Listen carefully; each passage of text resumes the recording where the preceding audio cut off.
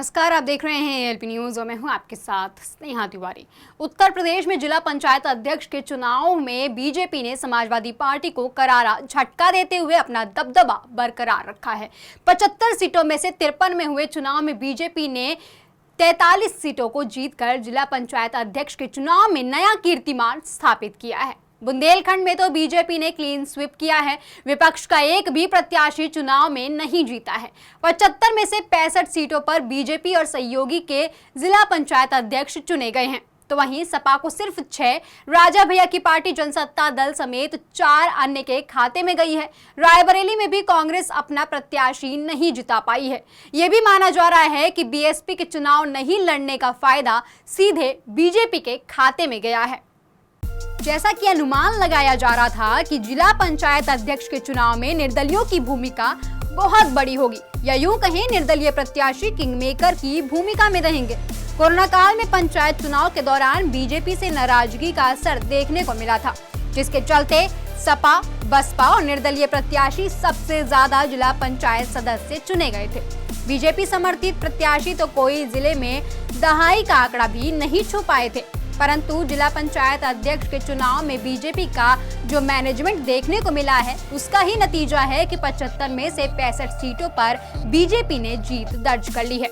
अंदर खाने बीएसपी के चुनाव नहीं लड़ने का फायदा भी कहीं न कहीं बीजेपी के खाते में ही जाता दिखता है। वहीं समाजवादी पार्टी, कांग्रेस, आम आदमी पार्टी ने जिला पंचायत अध्यक्ष के चुनाव में योगी सरकार पर सरकारी मिशनरी के दुरुपयोग का आरोप लगाया है।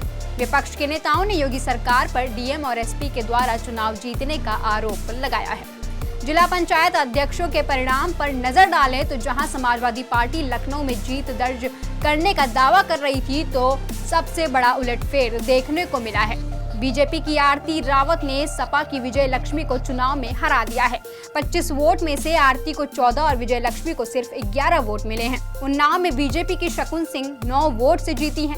कानपुर में बीजेपी के स्वप्नुल वरुण और सीतापुर में बीजेपी की श्रद्धा सागर 34 वोट से जीती हैं। जालौन में बीजेपी के घनश्याम अनुरागी, सुल्तानपुर में बीजेपी की उषा सिंह, महाराजगंज में बीजेपी के रविकांत 47 में से 38 वोट पाकर जीते हैं। अयोध्या में बीजेपी की रोली सिंह 20 वोट से, बरेली में बीजेपी की रश्मि पटेल 21 वोट से चुनाव जीती हैं। बलिया में सपा के आनंद भदौरिया 9 वोट से, एटा में सपा के रेखा यादव, संत कबीर नगर में सपा के बलराम यादव समेत सपा को सिर्फ 6 सीटों पर जीत मिली है।